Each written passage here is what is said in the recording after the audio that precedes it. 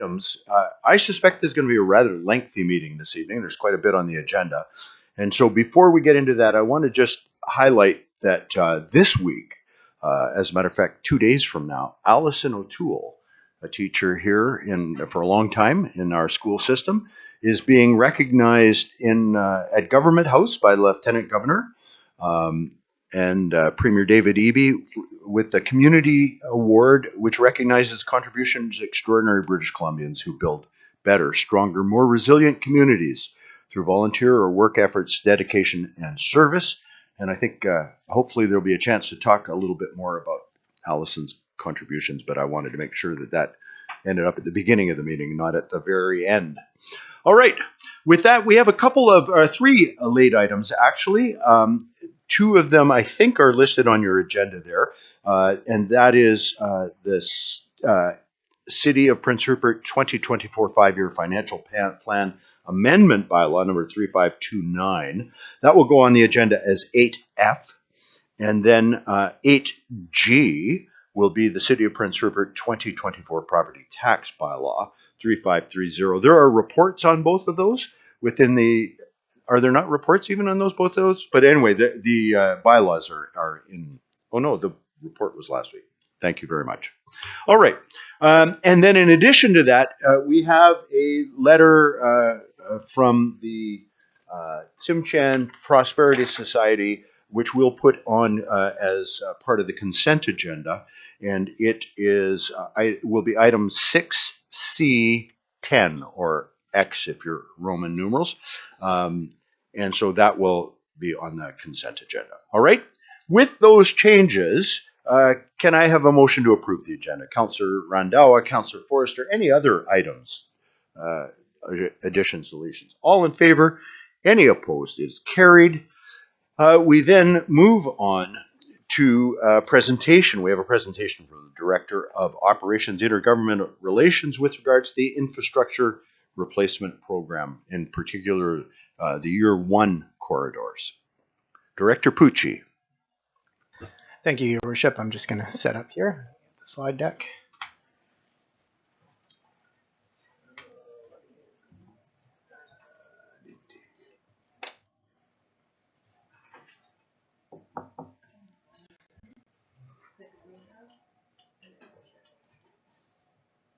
And this one.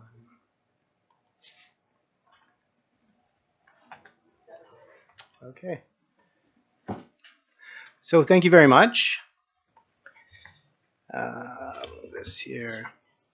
Oh, there we go. Thank you. Perfect. Thank you.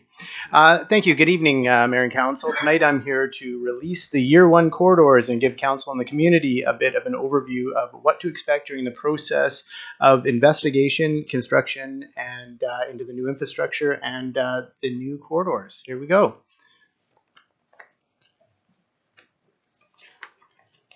Okay, I think we're not going forward. Let's see if this works. Okay, there we go.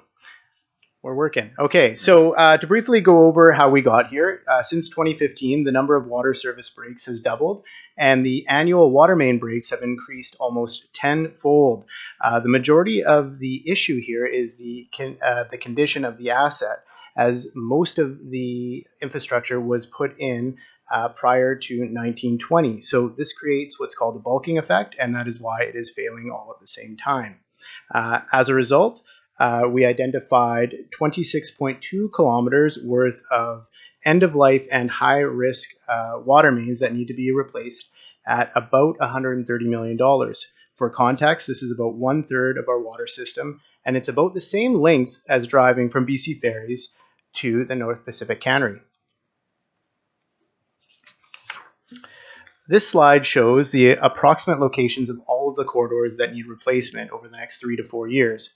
Now, while working on that water system, this project intends to replace the failed sewer and storm mains, as we are mandated to separate our entire combined system. The cost to replace the water and required sewer and storm in these corridors is in the neighborhood of $200 million, and we have secured the funding through the following: $77.2 million from the DMAF federal contribution, 65 million from the province, 45 million in city borrowing, and approximately 13 million in underground utility work associated with the roundabout. Now, this slide shows the approximate locations of the Year 1 corridors. We aim to address Shawatland Road, which is already in progress, the back half of Crestview, Conrad and Victoria Street, 11th Avenue, Alfred and Bacon Street, areas of Hayes Cove Avenue, and areas on 10th, 9th, 8th, and 7th Street. Please note that in the near future, more information on these timelines and service interruptions will be mailed out to the affected properties. This will include traffic bypasses and any interruptions to water or storm or sewer service. So what is the program? The program consists of replacement of water mains in the roadway, replacement of failed sewer systems in the roadway, installation of storm sewer systems and required upgrades in the roadway, and replacement or installation of new servicing to the property line where required. To conserve money, we are going to complete this work as surgically as possible. We are also going to look at trenchless technologies like relining and pipe bursting where we can deploy it. However, any way we do this work, there will be service disruptions. The community is likely wondering, why do we need to separate our system? Apart from it being mandated by the federal government, a separated system is far more efficient during wet weather, as stormwater can be directed and deposited into nearby water bodies instead of being transferred to our eventual treatment system. The city must transition to treatment in the coming years, and as everyone knows, we are piloting a wetland system right now. If this system meets the guidelines, it will save the community in the neighborhood of $100 million. However, these wetlands take up a lot of space, and separation of the stormwater means that the footprint will be reduced to a manageable size. Now, what should the neighborhoods expect?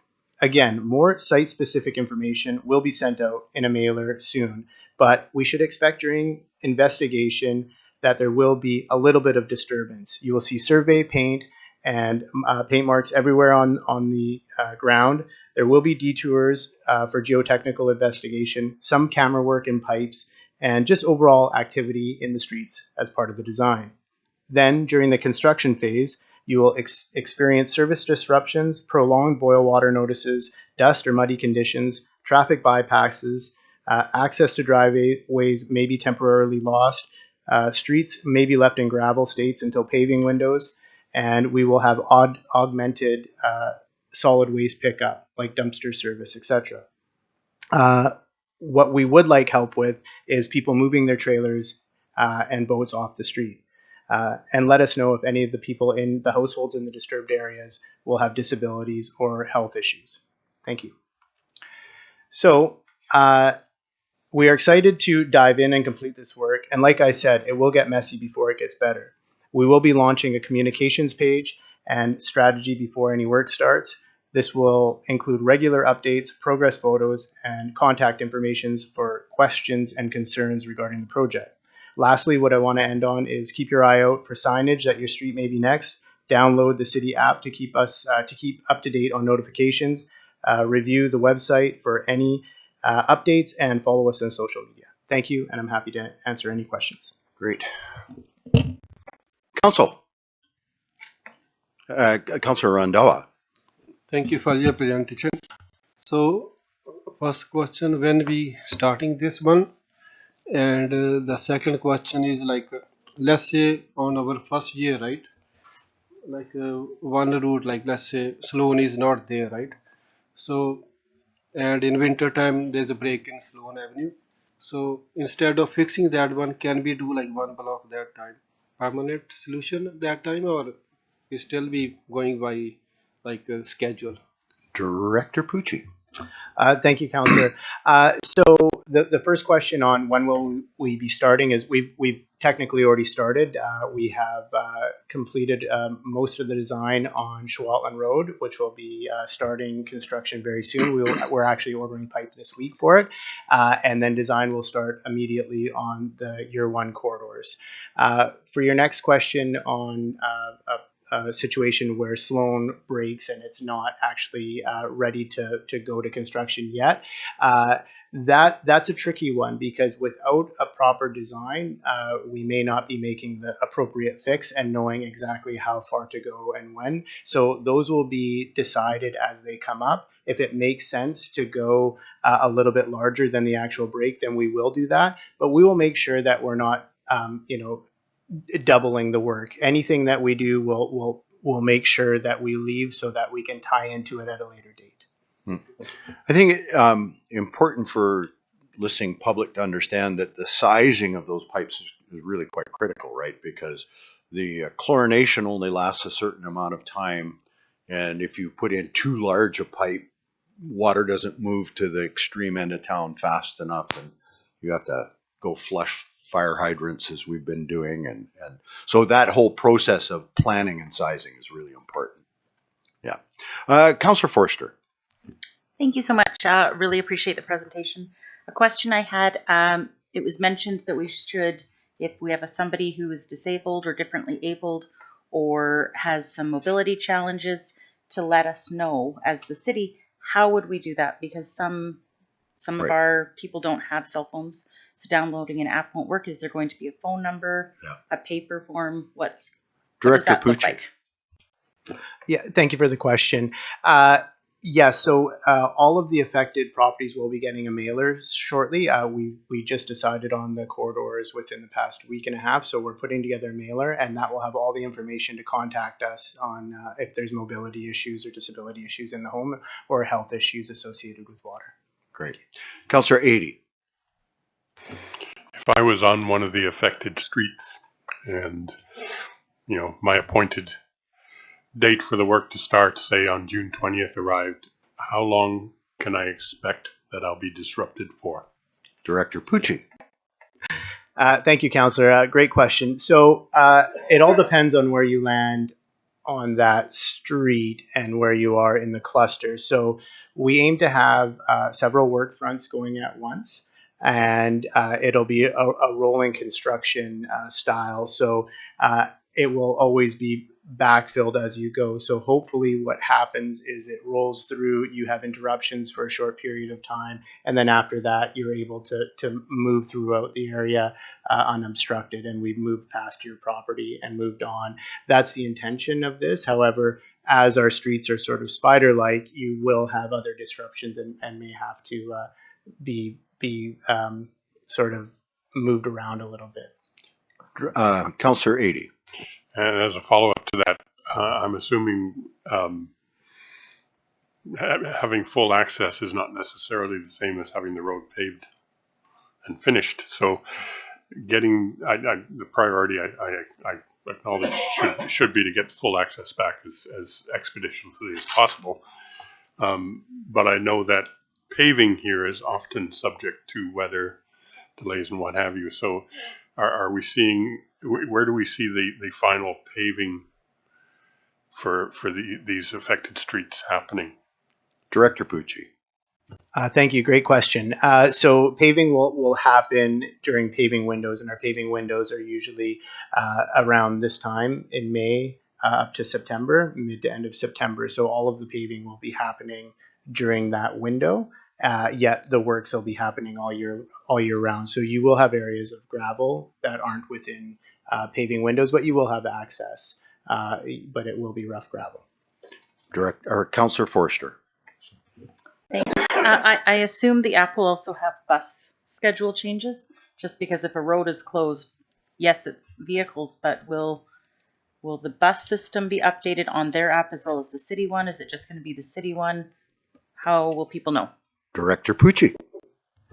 Thank you. So we've released these today, and we will be having a stakeholder engagement session with all of the stakeholders associated with these corridors. That goes from transit to taxi to ambulance, fire rescue, PNG, BC Hydro, we're asking these other utility providers, including City West as well, if they want to do upgrades while we have the road open. So if, say, BC Hydro wanted to go underground for some of their systems, which would be great for the community, that they'll have the opportunity to do that with large corridors. So we are going to start stakeholder engagement within the next week or two. Councillor Eady, I think you had a follow-up. I just wanted to ask a question about potholes. If you're in one of the homes where it's late summer and so you're not going to get paved until the following spring, we all know what happens. Is there a plan for the city to do regular kind of temporary filling of the potholes that are going to emerge in the rainy season? Director Pucci. Yes, absolutely. We can't seem to fill potholes fast enough in our community, as everyone knows. We go and do the ones on 11th every 2 to 3 days, and they still show up. So we will be, really working hard to ensure that the potholes in the exposed areas are dealt with, because we know that it's a trouble spot for a lot of people in the community, including fire rescue and ambulance need to have smooth surfaces to run on. Right. Thank you. Any other questions? So if I understand this correctly, their shovels will be in the ground fairly shortly on Shawatlan. When do you anticipate activity in the beginning in the other corridors? Wherever is first, that doesn't matter, but when will we move from Shawatlan to another street? So we think it's going to be about 60 days worth of design coming up, and that will get us to the point where we can actually start doing some shovels in the ground. The Shawatlan piece is a very important pipe. It's one of the most important pipes in our entire system, as it carries our water to our reservoir. That pipe was critical to be sized right, because we actually changed the size and type of pipe there. A lot of the pipes that we're going to see in the streets, they aren't necessarily going to get resized. They'll just have a different material. So we'll go from steel like this to a PVC product. So there isn't a lot of water modeling that needs to be done.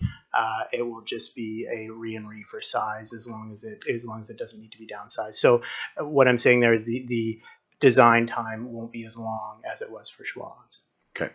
Thank you. Thank you. Any other questions? Thanks very much, Director Pucci. Appreciate it.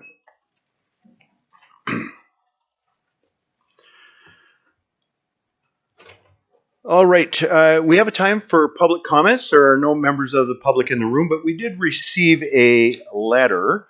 I'm not going to read it out, but it's a comment from Emily Kawaguchi with regards to our review of the short-term rental bylaw and the changes we're making there. So council, it's on your desk for your consideration, and I think most of you have had the time to read it.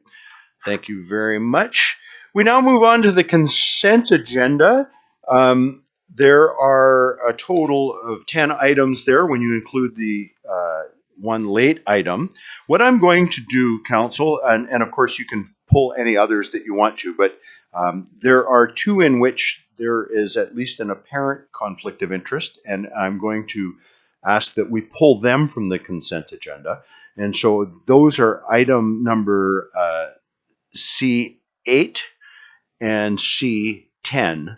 We'll pull those from the agenda and deal as a group with all the other items that are on that agenda. So within the consent agenda, and can I have a motion to pull those? Thanks, Councillor Forrester and Councillor Eady. Any discussion on pulling those? All in favor? Any opposed? It is carried. All right, so we have minutes of the regular meeting. We have minutes of the committee of the whole. We have minutes of the special regular meeting of April 29th. There's a report from the Director of Development Services with regards to a request for a letter of support in principle for the Gitmak-Niska Society. There's a request for a letter of support in principle from Key Corp Macola Development Housing. There's a request for a letter of support in principle for WAP Housing Society.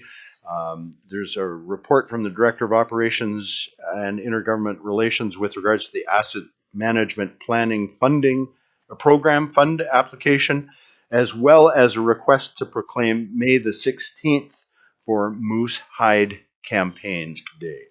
Did anybody want to speak to any of those? Councillor Cunningham. Oh, you're moving the, thank you very much. Is there a seconder? Thanks, Councillor Forrester. Does anybody want to speak to any of these items? Councillor Adie. Just a quick question. There were three in a row. Yeah. Letters of support in principle for potential housing development. Yes. And one of them identified a location. The two that referred to the downtown core didn't identify, unless I missed it. A location, do we have locations in mind or Director Dr. Buchan. Your Worship, I'll defer to Director Pucci. Director Pucci. Thank you, Your Worship. The question is if the two locations, what are the two locations Yes. for those properties or for the housing developments? One is the Old Islander Hall site, and the other is a vacant lot beside the Galaxy Gardens property there. Thank you. Thank you. Councillor Adie, anything else? That's it. Thank you. All right. I see no further questions, so we'll move a block. All in favor? Any opposed? It is carried. We will discuss now item number C8, and I'll note that Councillor Forrester's leaving the room because of conflict or potential for perceived conflict. And that is a request for a proclamation of National Nurses Week. This week, let me just pull that out.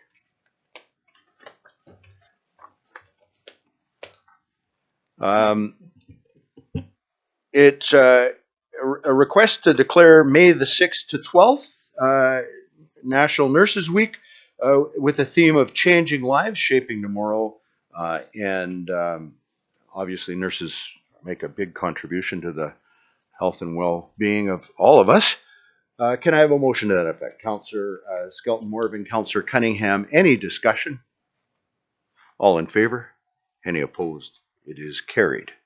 All right, we now move on to item number 610, or X in the Roman numerally. And I note that Councillor Forrester's returning to the room, but Councillor Skelton-Morven is leaving the room, again, having declared himself to be in conflict, or at least a perceived conflict. It is a request for a letter of support from the Tsimshian Prosperity Society local and regional initiatives based in Prince Rupert, and it is a request for just a letter of support. They are applying for funding to the Vancouver Foundation Community Prosperity Fund and to the Downey and Wenjack Foundation Blanket Fund. And the letter sort of spells out all of their intention. Can I have a motion to that effect? Councillors Forrester, Councillor Adie, any discussion? All in favor? Any opposed? It is carried unanimously. You can have Councillor Skelton-Morven return to the room. Thank you.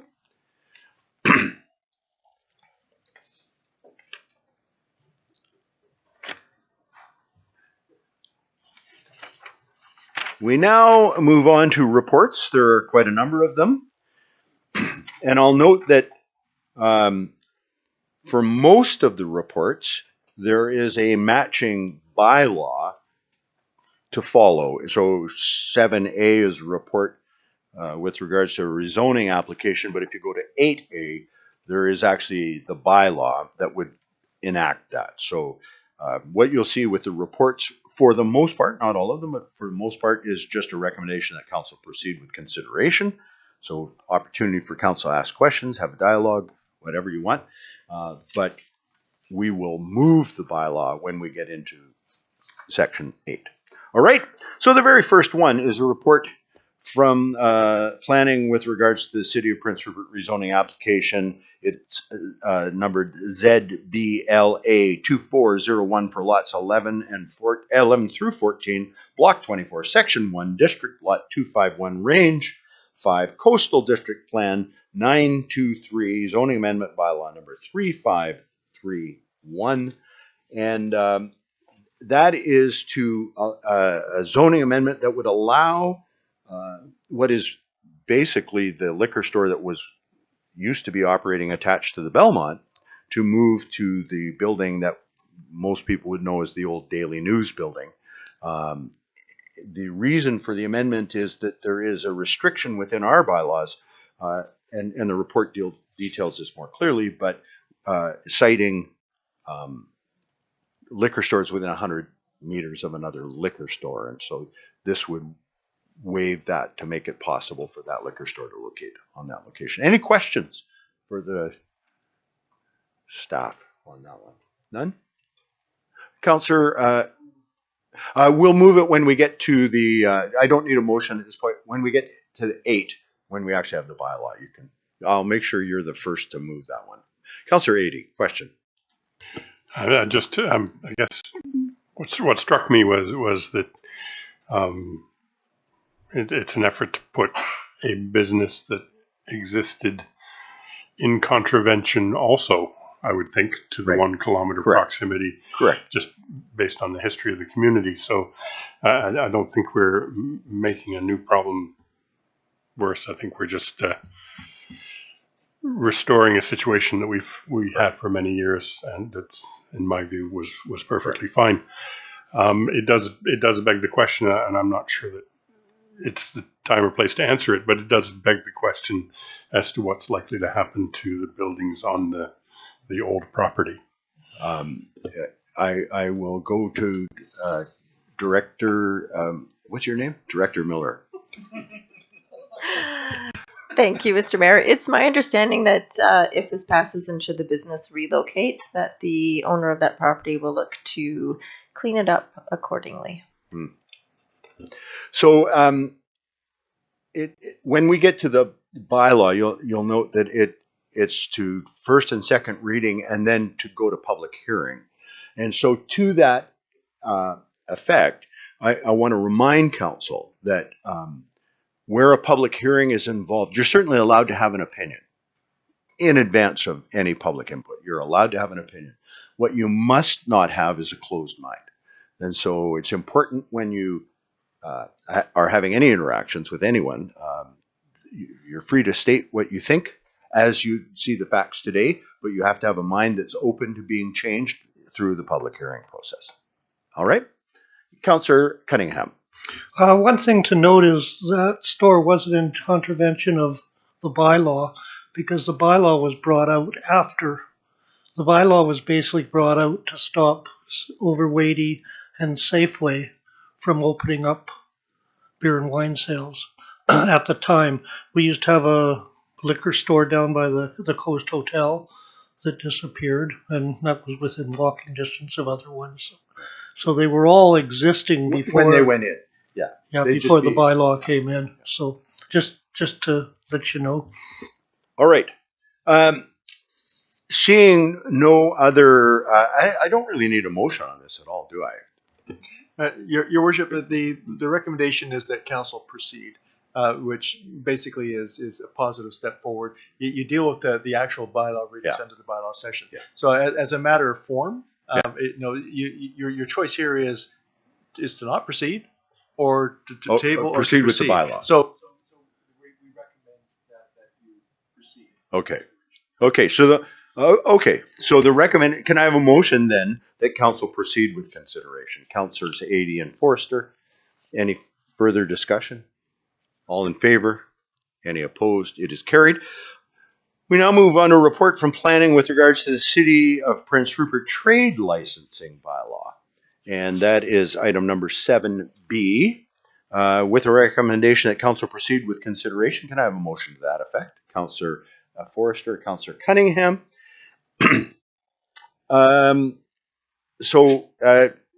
Dr. Buchan, do you want to introduce this? Your worship, I'm going to say just a couple of words and then note that with respect to 7B, C, D, and E, Director Pope will speak to them individually as they come up. They're all related. They're all precipitated by the change that the province has put on municipalities across the province with respect to housing. And I would just note that this has been a tremendous amount of work that staff have had to do to review a number of bylaws that are all there's consequential amendments in order for us to be consistent with the provincial directive vis-a-vis a bunch of measures to encourage housing. Now, this is to acknowledge the work of Director Pope and her team. Several places in the province have not been able to get to this point at this stage, and the province has actually offered us and many places opportunities for extensions to get this done.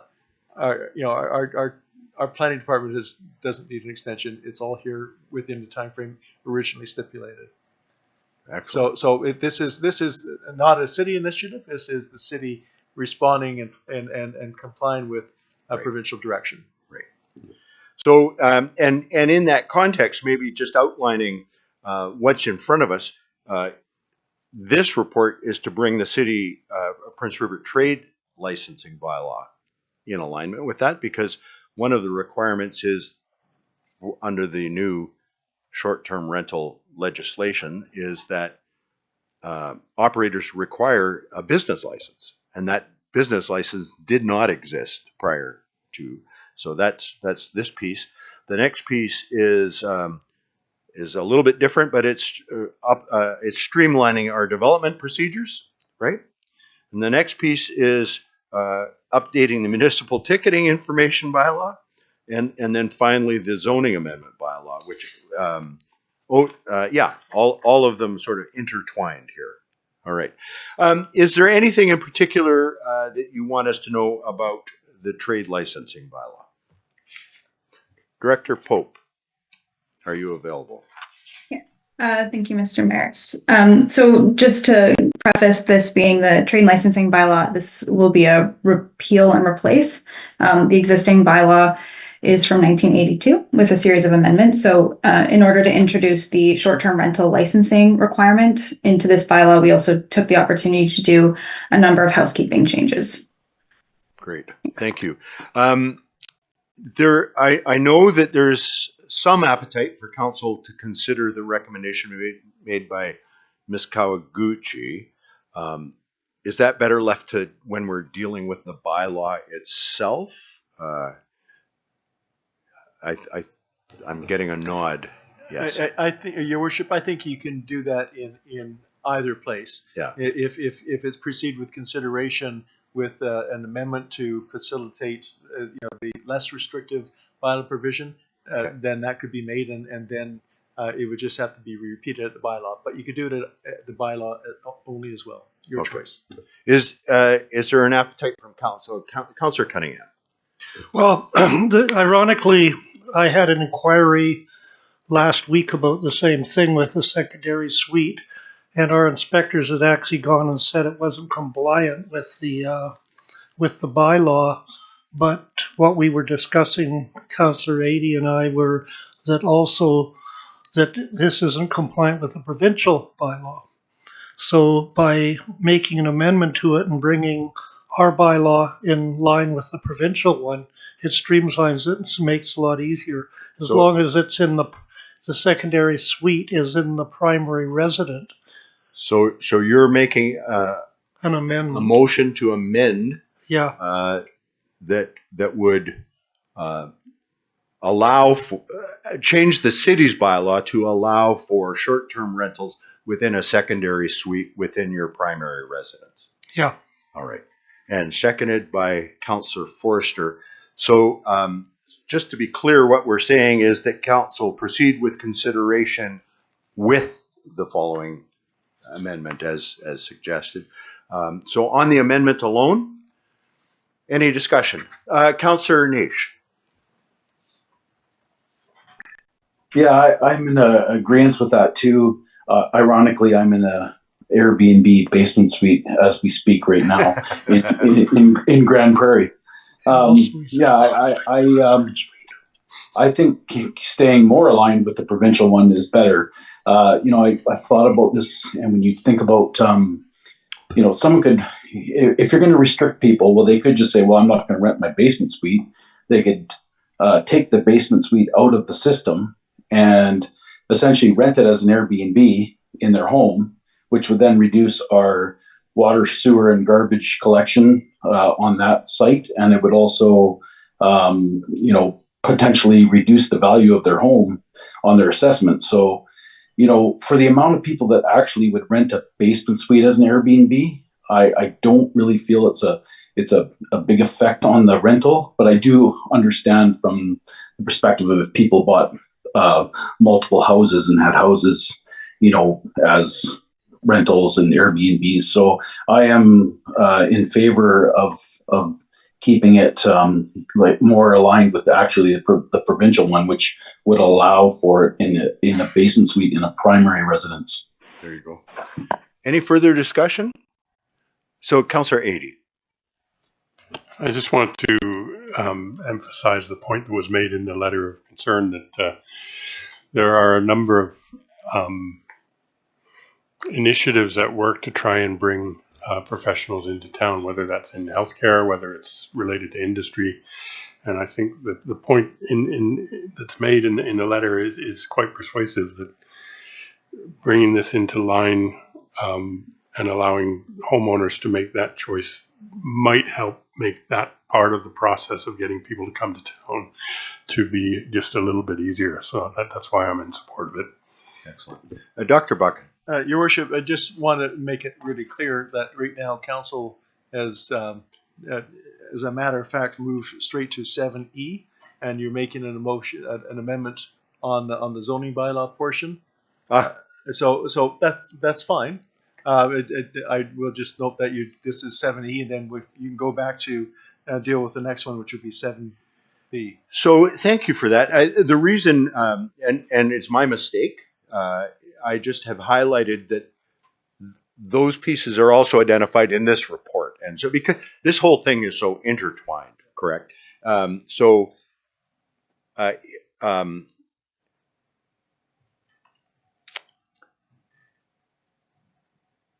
Can we just hold the whole amendment off? Let's deal with B. Let's just deal with it in order. We had a motion on the floor that we proceed with the trade licensing bylaw. And let's just do that. And then the amendment's ready to go when we hit the next one. Is that acceptable to the mover and the seconder? You have a comment? Yeah. On the trade bylaw, yes, please. Yeah, it's something that I noticed. It says in here, delivery service. Every vehicle used as a delivery service shall have the name of the licensed operator thereof printed in letters, blah, blah, blah. Well, right now we have a very large delivery service for food in this town. I believe it's Uber, I'm not too sure. But, I see multiple vehicles running around delivering food. They probably, don't have a trade license. Should they? Is there a staff comment on that? Thank you. They actually should have a trade license, and so I'm more than happy to look into that. Each individual. Each individual, yes. Yeah, and should they also have printing like Skeena Taxi or something on the side also? Yeah. There you go. The answer to that was yes. It was a nod, but it was yes. Councillor Forster. I think it's not printing on the side of their vehicles.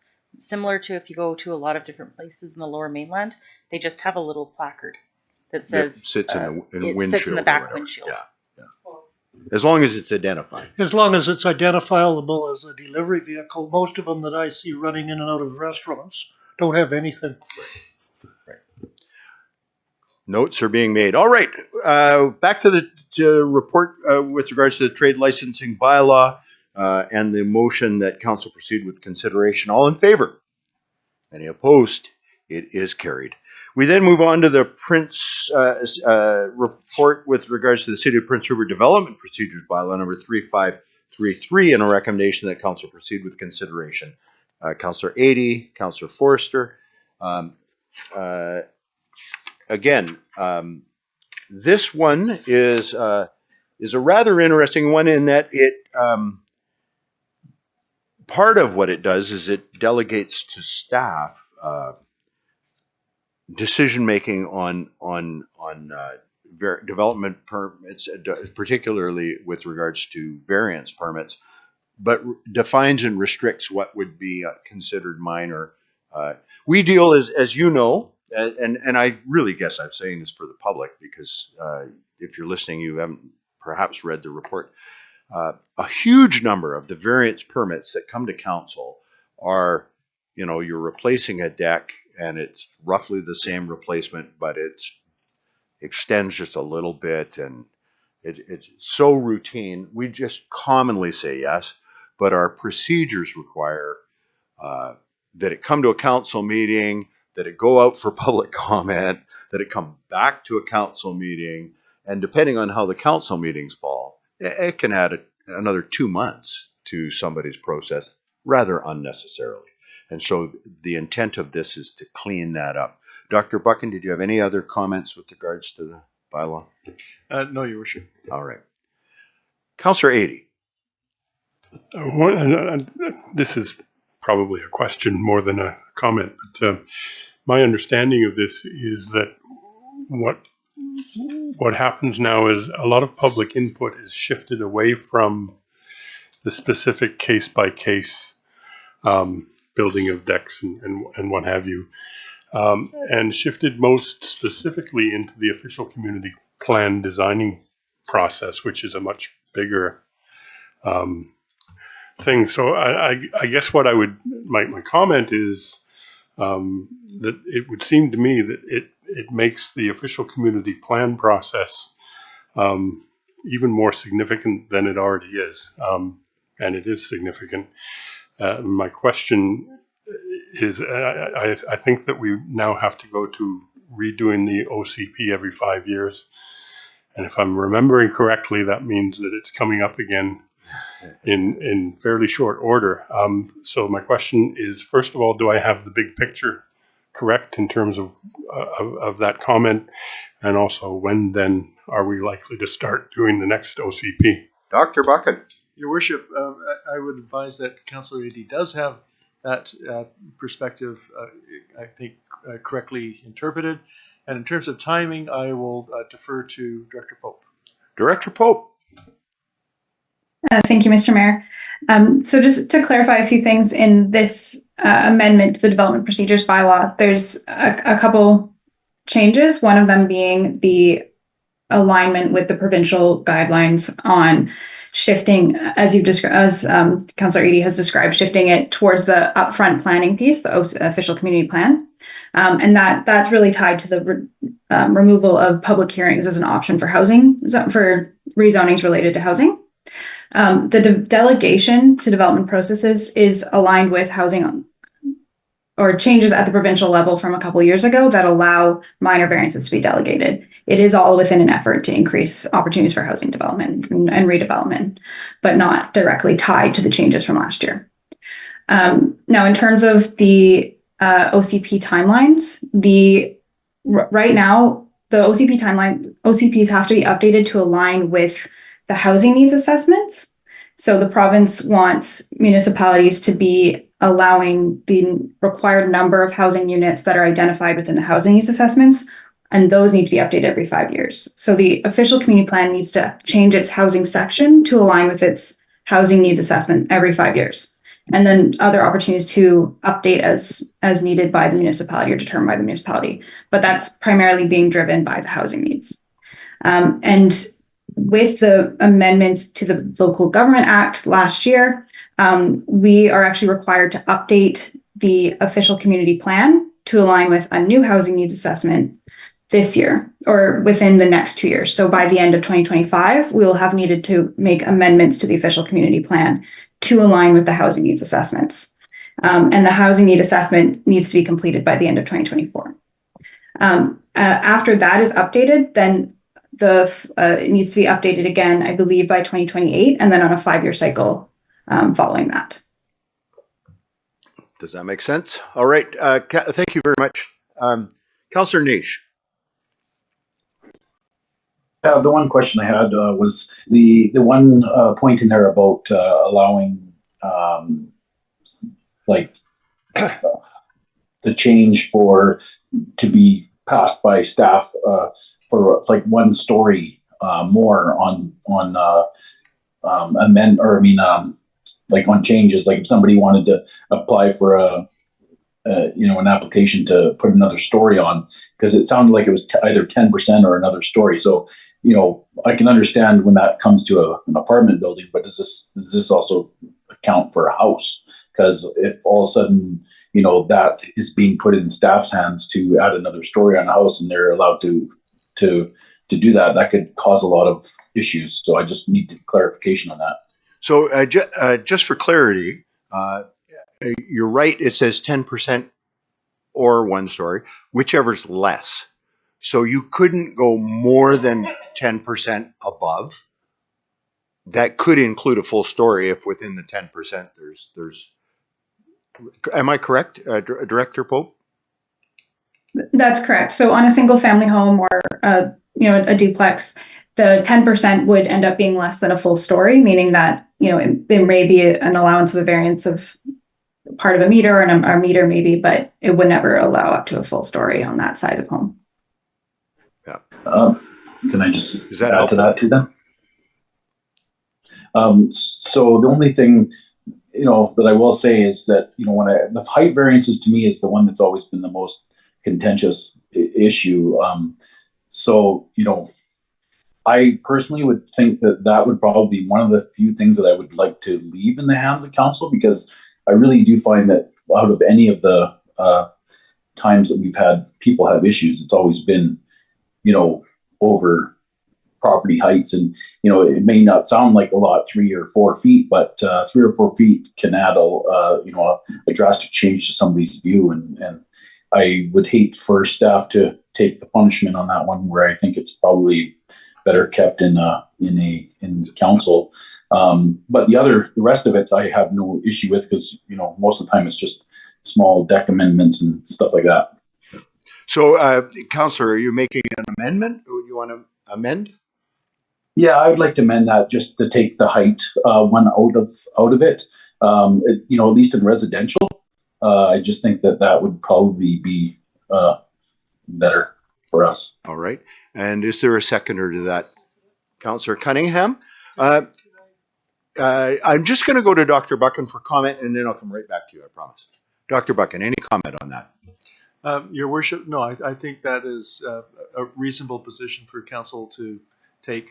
It is your discretion now, and you want to maintain that particular aspect. I think that's fine. Great. Councillor Cunningham. Okay.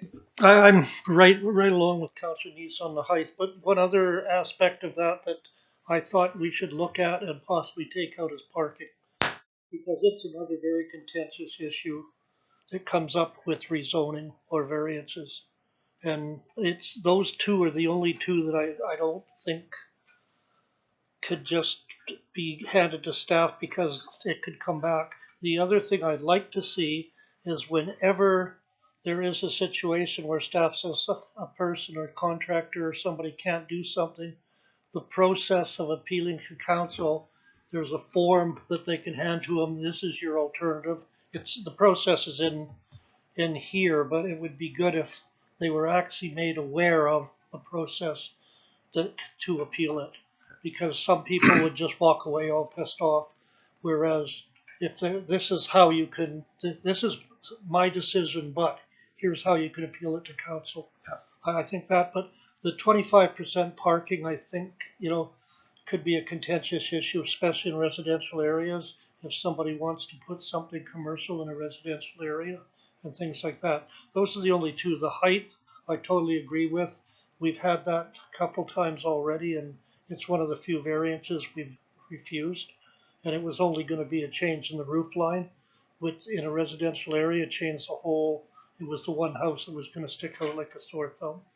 And I think with parking, especially now with a lot of people using more than, we're getting into a problem even on our street with parking right now, with bed and breakfast and other issues in there. And I think that it's the one issue also. I'd like to make a friendly amendment if council agrees with me that parking should be something. Let's deal with them separately. Well, Okay. I'll come back to you and let you make a motion, but let's deal with the amendment as it stands. Is there any other comment? Oh, I second it. Yeah. Okay. Is there any other comment on the amendment which would remove the height delegation? All in favor? Oh, Councillor Skelton Morvan. I just wanted to just clarify, just to make sure that that's just regarding the height. It's not any other variation or dimensions or anything like that. Correct. Okay, Just the height. perfect. Yeah. All right. All in favor? Any opposed? It's carried unanimously. Thank you very much. All right. You wanted to introduce another amendment to remove the Just- parking delegation. I don't know what council thinks, but I just think parking is very contentious, especially in residential areas. So I would like that pulled also and brought before council in different situations. Is there a seconder to that motion? Councillor Randawa. All right. Dr. Buchan. Your Worship, I just want to point out that the bylaw does provide for certain considerations that staff must put their minds to in considering a variance, and one of them is public comments. There's still a notification process that occurs and public comments. So if there is a neighborhood contention about an aspect, that's something that staff would put their minds to, and could very well at that point put it off to if it's a no, then it could go to council. With respect to a no, with respect to development permits, it is a part of the bylaw that there is an appeal process, and we do staff do let applicants know that is a possibility and I can tell you that there's actually not been a no. Here, there was one conversation where it doesn't comply, but there was never a no given because they simply decided not to proceed. Right. But it is automatic a part of the process that there is an opportunity for an appeal, and I presume that would apply to at the DVP if that's delegated, and I'm seeing an affirmation on that as well. Yes. So it's a staff yes would occur if all those conditions were met and there were no public comments, serious public comments on those issues. If there were serious public comments, then I can see that landing back before council for further consideration. Yeah, and I note that the reduction in off-street parking is limited to a maximum 25% reduction, right? Councillor Adey. When I read that, I guess just for clarity, I think I'm correct in saying that it's not likely to apply to any residences. It would have to be a larger, because in order to reduce by less than 25%, you'd have to have 5 parking spaces, right? In order to eliminate one of them. So, right. So it can only be like maybe townhouse complexes or some whatever. sort of multifamily property. Dr. Buchan. Your Worship, I have seen this done very successfully with variances being given out through development permits or a development variance permit for larger developments, commercial developments, when there is a traffic engineer's report provided that basically says that the amount that's being provided, though less than the bylaws requirement, is adequate. And they look at nearby parking. They look at whether you're on a transit line. They look at what actual use patterns might be for that kind of development. The bylaw can be rather broad and vague, so it might help council with this if the condition for a traffic engineer's report is corroborating the variance request was submitted. That way, there's been a more detailed professional look at whether or not there's sufficient parking. Yeah. Okay. Councillor Cunningham. 2 points. One, we're eliminating the public hearing. So is there still going to be a process where there's a variance come before staff and the people around that area get a notice about the variance? Dr. Buchan. Yes, yeah, there are no public hearings for variances, and there's no public input in development permits. But for development variance permits, the residents within the prescribed radius are notified, and those comments go directly to staff for consideration, and that's mandated to be considered by the bylaw by the staff that would be. And that process continues. Okay, where we're encouraging secondary suites, it is part of our housing strategy. Right. Now, you get a 2-bedroom basement suite or a 1-bedroom basement suite, and 2 people move in with cars, and the primary resident has 2 cars. You're on off-street or on-street parking now, and you don't even have to worry about a parking simply because they only have to have 1 parking place for the off-road for the suite, and primary doesn't and have to have any. So what would be, I'm turning to staff, what would be the current parking requirement for a home with a suite? Your worship, I'll defer that question to Director Pope. Director Pope. Thank you. So right now in our bylaw, we require 1 off-street parking stall per unit. So that applies to any principal unit or any secondary suite. So for a primary unit with a secondary suite, it would be 2 off-street parking stalls required. So I think to Councillor Ady's point, whether delegated to staff or not, you can't reduce under this delegation less than 2. You can't, right? You need at least a requirement for 5 to be able to do it. Anyway, Councillor Forster. Thanks. I'm just reflecting on the parking issue and whether people have suites or not. My sister has a couple of children, and they've recently started driving. So their house that only has 1 parking spot now requires 4 because all 4 people in the family are driving in order to get to school and work. I don't see this as much different. We cannot restrict a household to how many cars they can have in their driveway.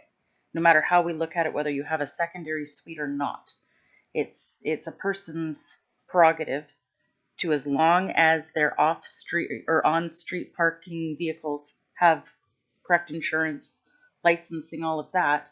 So I don't see this change will stop that. Am I going along the right way? Well, I think you're correct in what you're stating, regardless of how you feel about the decision in front of you. Yeah. Dr. Buchan. Thank you, Your Worship. I would like Director Pope to speak to the parking requirements that the province may have mandated as a part of the mandated legalization of suites province-wide, because this may be a discussion that we don't really have any ability to get into. There you go. Director Pope.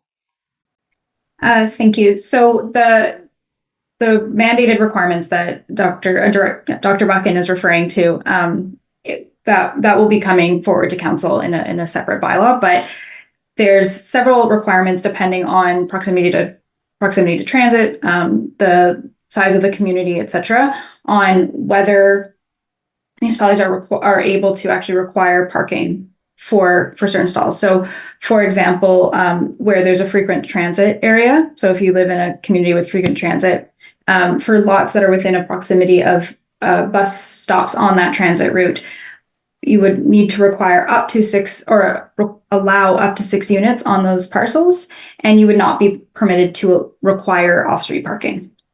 So it's demonstrative of the direction in which the province is going, and noting also that parking can often cause major barriers to development, both because of the space that it takes up and the cost. So I want to make sure that we keep the conversation, and that's helpful, thank you. But what we are considering is delegating authority to make any variance, right? This is, we could have a robust conversation about how much parking is enough parking. This is a conversation about whether to delegate. Councillor Cunningham. I think I'll just withdraw the motion. All right. If it's just fine with my second. And who is the seconder on that one? Councillor Randhawa, are you accepting? Yeah. All right. Okay. Thank you very much. All right. So with that, we have an amended consideration. All in favor? Any opposed? It's carried. A very fruitful conversation, though. Thank you. We have the municipal ticketing information bylaw number 3534 with a recommendation that council proceed with consideration. Can I have a motion to that effect? Councillor Skelton Morvan, Councillor Cunningham. Any discussion? Councillor Adey. We have at times in the past dealt with changes in people's homes that have a kind of a, I'll build it first and I'm going to ask for permission later. Yes. I'm just wondering whether this isn't, that situation not necessarily directly cited in this, but I'm wondering whether this would have an impact in our ability to provide some deterrence to that. Dr. Bucket. Your worship, I think I'll defer that to Director Pope. Director Pope. Thank you. Yeah, so that is the goal of this amendment. This will allow the city to issue tickets on zoning violations. Currently, the city can do this also with the building bylaw. So if a structure is built without a permit, however, the zoning expands that ability if there's a land use violation. So that is the goal of this bylaw. Any other questions?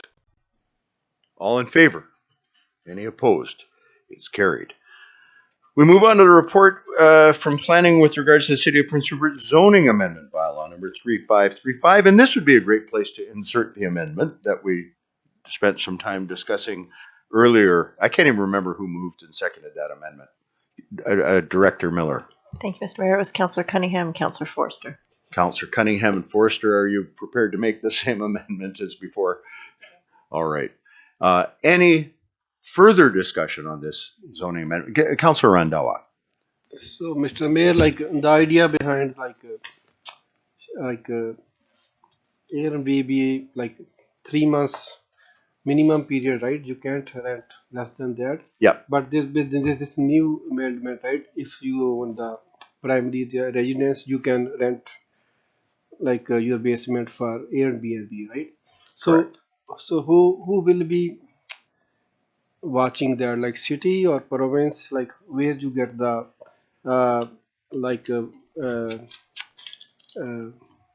certificate, like permit, and Yeah. second, what would be the minimum period you can rent out that one in this case? Yeah.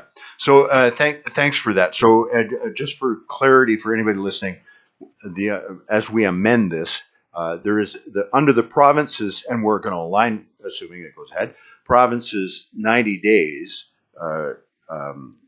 Minimum. Minimum on most properties, except for your own primary residence or a secondary suite in that primary residence, right? And so the question is, who's going to monitor that? That's part of what the business licenses are about. It sets up a licensing program.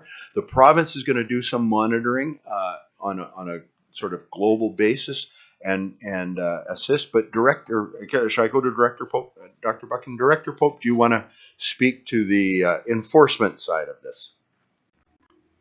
Thank you, Mr. Mayor. So that is correct. The primary enforcement tool that we have for monitoring would be the business licenses. So the province is requiring that business licenses are shown on any listings on certain platforms such as Airbnb or Vrbo and other popular platforms for listing short-term rentals. And we would have it, if we enter into a data sharing agreement with the province, we would have the option to request that certain listings are removed if they have not obtained a business license. So that will be kind of our administrative monitoring tool. Meanwhile, the province is also working on creating their own registry, and they will have an enforcement branch associated with that registry. And that will also enable us to have better monitoring tools for enforcement. We also, through our zoning bylaw and through our business and trade licensing bylaw, have enforcement tools that we can do municipal ticketing or follow summary conviction processes if desired. Thank you. Okay. Any other questions? So let's vote on this amendment first of all, and then we'll vote on the main motion. All in favor of the amendment? It's carried unanimously. And now to the main motion to move for consideration with the amendment. All in favor? Did I have a mover and seconder on that? I didn't. I'm jumping the queue here. Councillor Skelton Morven and Councillor Forrester. All in favor? Any opposed? It's carried. Thank you very much. All right, I think we've made it through all the planning zoning reports, and we move on to the report from the Chief Financial Officer with regards to the audited financial statements with a recommendation that Council accepts the 2023 audited financial statement as presented. Councillor Skelton Morven moving, is seconded by Councillor Cunningham. Questions? Councillor Adey. I had a number of questions. I'm not sure I remember the one that I've decided to ask. I think that I was curious about the how it is with respect to the legacy dividends to the city. I was curious just for some clarity around how it's determined what the amount would be. And the only reason I ask that is that and I think I appreciate the reasons why it might be different, but there's fairly significant difference between 2022 at 7.3 million and 2023 at 4.2. So I'm just curious for what is the mechanism by which those decisions are made? Dr. Buck. Your Worship, I'd say in simple terms, the mechanism is what the Legacy Board decides the corporation is able to provide for the year, maintaining the capital that is required for for the company. So it's about assessing the financial position and the director's perception as to need for the community, and the board has typically gone as as generous as it can on a year-to-year basis. Councillor Adey. So then I guess the follow-up would be, given that we went from 7.3 down to 4.2, a cynic might ask, should we be concerned about that if that's a reduction in the ability to, or what the company can give us? Should we be concerned about that? Or is it more the case that the year before, the 7.3 was more of an exceptional year,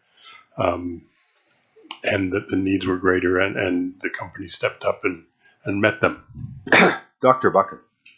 Your Worship, I'll provide a part of the answer and then defer it over to Director Bauman for the rest of the answer. The first part is, no, I don't think that you need to be concerned about legacy. Director Bombin. Thank you, through the chair. So in 2022, Legacy made due on a commitment to contribute a sizable contribution towards the Woodworth Dam replacement. So that is the reason that it's much higher in 2022. Thank you. Any other questions with regards to the financial statements? Councillor Randhawa. Thank you, Mr. Mayor. I'd like to thank our committee department. They've done a great job. So only question I have is like in the Legacy statement about the professional fees, is that only our auditing fees, or is some legal fees there too? Yeah, so the question is with regards to the professional fees charged by to Legacy. Director Bauman. Yes, it is accounting and legal fees. So it's auditing fees and legal fees for leases, that sort of thing on the island. Okay. Any other questions, Council? I thought I had some, but maybe I don't. I highlighted, and I had the chance to ask this question of Director Bauman earlier I note that one of the under consolidated financial statements, it's item 5 lists that there's a $1.6 million charge owing still to the Ministry of Education. And this, if you are aware, it goes back to the collapse of the pulp mill, believe it or not, when, of course, the municipality is responsible for collecting taxes on behalf of all the other levels of government. And so when the pulp mill went down, we weren't able to collect $1.6 million in taxes for education.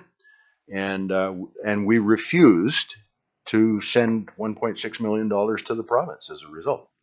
The province has kept it onto their books to this very day, in spite of the fact of them being told in no uncertain terms and quite recently that we will never pay them $1.6 million for the uncollected pulp mill taxes. So I just thought that was kind of an interesting legacy item. All right. With that, I would entertain a motion to. Excuse me, Mr. Mayor. I've got you the have motion. Oh, sorry. Councillor A question up there. Thank you very much, Councillor. I was just going to add to that statement because I believe it was actually the government that owned pulp mill that didn't pay their taxes. For some of that period of time, that's correct. Yeah. There is a lot of irony in that. So, and I don't think they have any expectations either that they'll ever collect it. I think it's just a process has to take place to expunge it from the books, and that's never happened. All right, we've got a motion on the floor. Is there any further discussion? All in favor? Any opposed? It is carried. Thank you very much. We now move on to bylaws, where we will enact a good deal of what we have been talking about. So the recommendation for bylaw number 8A is that the City of Prince Rupert rezoning amendment bylaw number 3531, that council give first, second reading to the City of Prince Rupert zoning amendment bylaw number 3531, and that council proceed to public hearing. And again, just for memory's sake, because it was a bit ago, this is the one that would move the liquor license for sales to the Daily News building. Can I have a motion to that effect? Councillor Cunningham, Councillor Adey, any discussion? All in favor? Any opposed? It's carried unanimously. Again, I remind council that you may have an opinion, but you may not have a closed mind until the end of the public hearing. We are now on 8B, City of Prince Rupert Trade and Licensing Bylaw number 3532, with a recommendation that council give first, second, and third reading to the City of Prince Rupert Trade or Business license number 3532-2024. Councillor Cunningham, Councillor Forrester, any discussion? Councillor Adey. Just a question, because it's important that I reveal my own ignorance.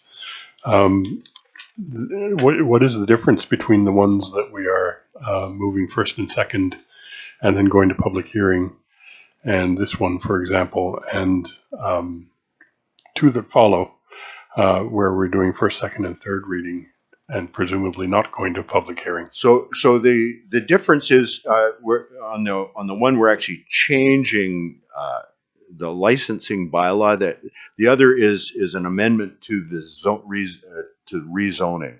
Dr. Buchan, do you want to sort of say that more eloquently than me?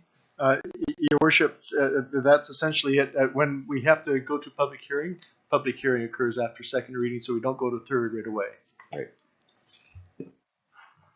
So there's no requirement for public hearing for the other pieces that we're doing, implementing these changes to align our bylaws with the province's bylaws. Councillor Cunningham. Just possibly a question for Dr. Buchan is, can we put in our trade bylaws that any business or individual that hires a contractor from out of town that doesn't have a business license would be subject to a fine, so that we put emphasis on the businesses to make sure that they have a business license? Dr. Buck.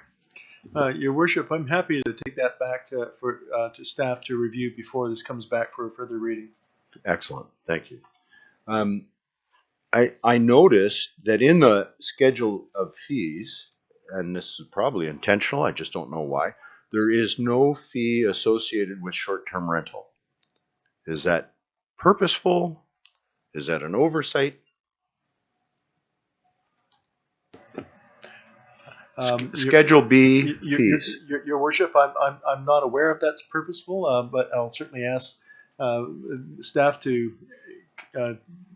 review that. If it's inadvertent and it needs a fee, we can bring that back as well. For the third reading. Yes. Okay.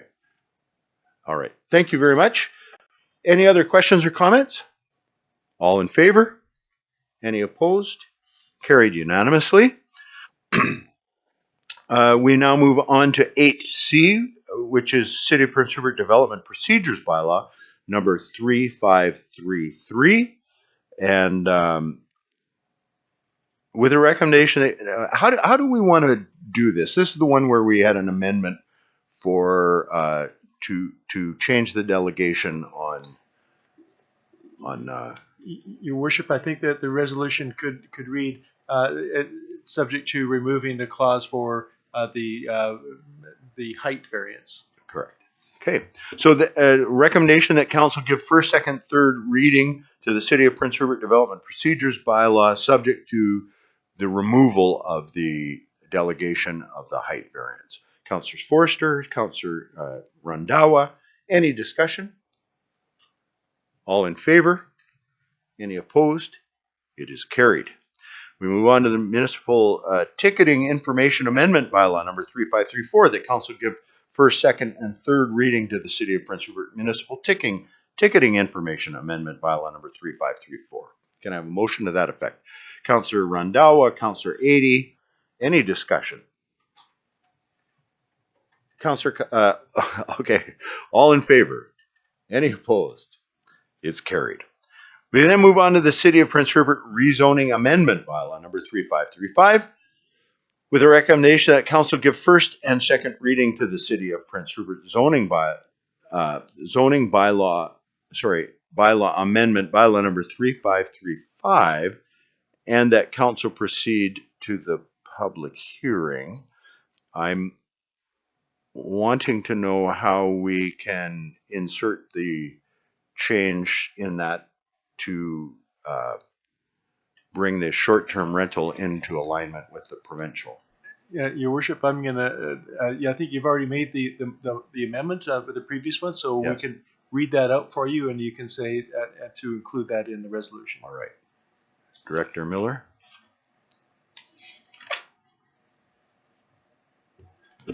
Thank you, Mr. Mayor. Correct. So you have it at first and second. So what we'll do is you can proceed with it as amended to allow for the short-term rentals in the primary residence to align with the provincial legislation. Okay, so recommendation that council give first and second reading to the City of Prince Rupert Zoning Bylaw Amendment Bylaw number 3535, subject to the bylaw being amended to include, to be aligned with the to be aligned with on the short-term rental, and that council proceed to the public hearing. All in favor? Councillor Skelton Morvan, Councillor Cunningham, any discussion? All in favor? Any opposed? It is carried. Thank you very much. Again, we have late items 8F and G. The 8F is this 5-year financial plan, and the recommendation is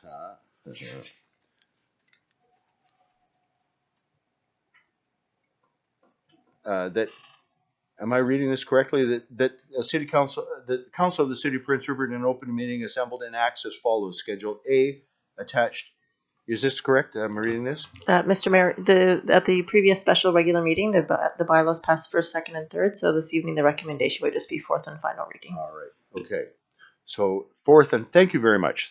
Fourth and final reading of bylaw of the 5-year financial plan bylaw number 3526. Can I have a motion to that effect? Councillor Adey, Councillor Cunningham. Mr. Mayor, This- it's yes. 3529. What am I reading wrong here? 3529. All right. Thank you very much. But I'm clearly. All right. 3529. Thank you. All right. With that, did I have? I had a mover and a seconder. Thank you. Any discussion? 5-year financial plan. All in favor? Any opposed? It is carried. And then we have the next item, 8G, which is the City of Prince Rupert 2024 Property Tax Bylaw number 3530. Can I have a motion to move Property Tax Bylaw number 3530 for fourth and final? Councillors Cunningham and Skelton Morvan. Any discussion? All in favor? Any opposed? You're opposed. All right. Councillor Randhawa is opposed. It is carried. All right. As we make our way, as we wander through our agenda here, that's a lot of stuff to deal with. All of that, all in one evening. We move finally to Council Round Table. Councillor Adey. I just want to acknowledge and reinforce your congratulations to Alison O'Toole. I first began to work with her in 1993 when I went to the old high school as a vice principal, and she was a young drama teacher there. She was there before I got there, but and I can attest to the passion that she brought to that work year after year without any apparent signs of exhaustion with it, even though I had the experience of playing guitar in the pit band one year, and I can tell you how much work is involved in these things. Yeah. It's enormous, and she carried that load, and she will be very difficult to replace. Yes. So I just want to congratulate her on that recognition. I agree with you, and I'll just echo in along behind you. I put 4 kids through the public school system here in Prince Rupert. Every once in a while, I hear somebody suggesting that kids from Rupert are disadvantaged in some way, shape, or form when it comes to education. And I've got to tell you, it's my experience, it's the exact opposite. That kids from Prince Rupert are wonderfully advantaged.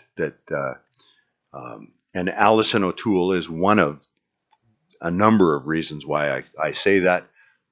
And I will often say, tell me another school district that has an Alison O'Toole. and we could name a number of others in other areas that render incredible opportunities for our kids, not just academically, but then outside of the academics. Things that make school sticky for kids, right? And whether it's sports programs or drama or music or art. And Alison and Troy deserves some credit too, I'm sure, as the spouse that just trails along and makes sure things come and happen. And I know he's chaperoned on any number of trips and whatever. But Alison fully deserves the celebration that's going to be in her honor on Wednesday at Government House. Any other comments? Nope. Councillor Nish. I just wanted to say, the reason why I'm not at the council meeting is I'm in Grand Prairie and supporting my daughter who is playing for Team BC, representing in the National Aboriginal Hockey Championship. Wow. Fantastic. Wish her well for us. I will, thanks. Yeah. Any other comments, questions from council at this time? All right. It's been a fairly long session. I'd entertain a motion to adjourn and go into a closed council. Sorry, Mr. Mayor, you'll be adjourning to closed under section 90.1E of the community charter. Thank you very much. As she said. Can I have a motion to that effect? Councillor Adey, Councillor Forster. Any discussion? All in favor? Any opposed? It is carried. Meeting's adjourned.